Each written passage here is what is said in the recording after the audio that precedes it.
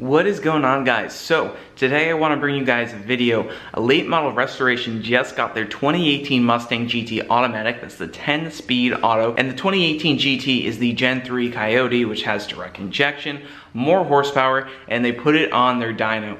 So check out this video right here. I'm going to jump right into it. Then again, this is from Late Model Restoration, so huge shout out to them for getting a 2018 Mustang GT and right away throwing on the dyno. So check this video out, and I'm going to talk a little bit about this after you see the video.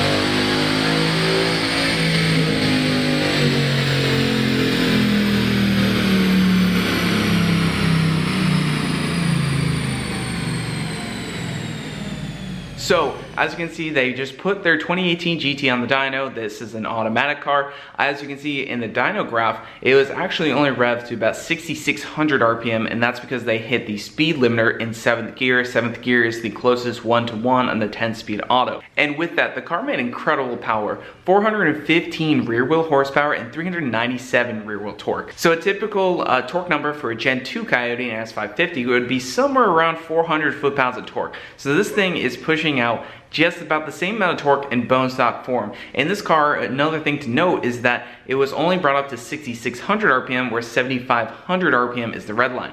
So they hit the speed limiter in 7th gear, so that means if they kept pulling, there's a chance it could have made even more power.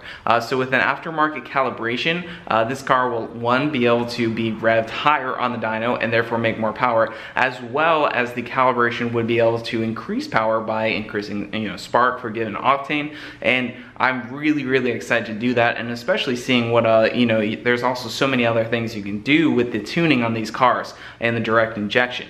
So I'd love to see a higher flowing intake manifold, higher flowing cold air, remove some of the emission components like cats, free up some horsepower, and see what these cars can do. But 415 wheel horsepower, that is in the automatic. Let's just say a manual car, I would expect to see somewhere around 430 wheel on the same exact dyno as this one was done, because the manual doesn't have as much drivetrain loss as the automatic. So I am so incredibly excited to see what they're gonna do with these 2018 Mustangs. And if any of you guys out there in the Florida area has access to a 2018 GT, either you own one or you work for a dealership that wants to work out some sort of video thing, I would like to bring a review video on a 2018 Mustang GT.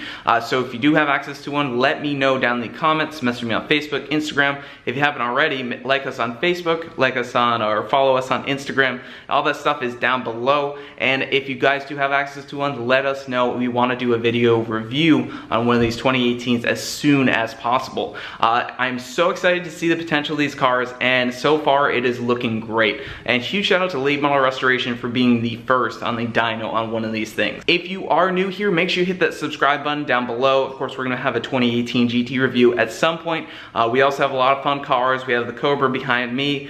We have a 2016 GT with a Whipple and anything else. So if you are new here, make sure you hit that subscribe button and hit that like button, leave a comment, and we will see you guys next time.